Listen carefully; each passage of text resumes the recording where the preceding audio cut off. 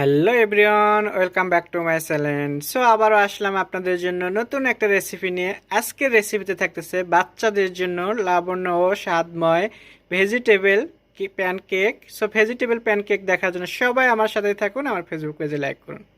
আজকে আপনাদেরকে মজাদার একটা বিকেলকার নাস্তা করে দেখাবো সবজি দিয়ে। এখানে পেঁয়াজ, আলু, গাজর, বিনস আমি এগুলো গ্রেট করে নিচ্ছি একসাথে। এখন নিয়ে নিচ্ছি এভাবে।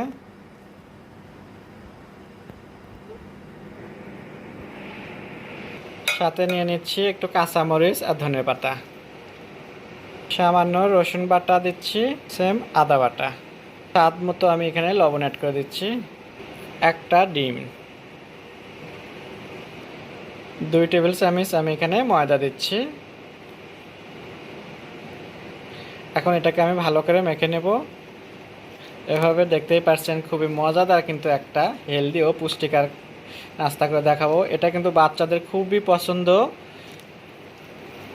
আমি যখন এটা বানাই তো তখন আমাদের এটা থাকে না, একসাথে আমি 8-10টা করে বানাই। সো আমাদের বিকেলকার নাস্তা হয়ে যায় একবারে পারফেক্ট, খুবই মজাদার।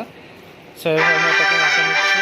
সো নাড়াচাড়া দিয়ে আমি ব্যাটারটা তৈরি করে নিলাম। এখন আমি এখানে একটু গুঁড়ো চিজ দিয়ে দিচ্ছি। আপনারা গুঁড়ো চিজ না থাকলে নাও দিতে পারেন, কারণ এমনিতে এটা মজা লাগে। সো আবারও আমি একটু ভালো করে মিশিয়ে নিচ্ছি এভাবে। ব্যাটারটা আমার তৈরি হয়ে গেছে। এখন আমি আপনাদেরকে যেটা থেকে বানাবো সেটা দেখাচ্ছি। এখানে প্যানকেক নিছি। প্যানকেকে এখন আমি এটাকে ঝাল প্যানকেক বানিয়ে দেখাবো।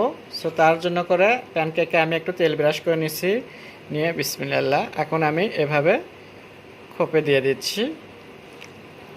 এভাবে আমি সমানভাবে সবগুলোতে দিয়ে দেব।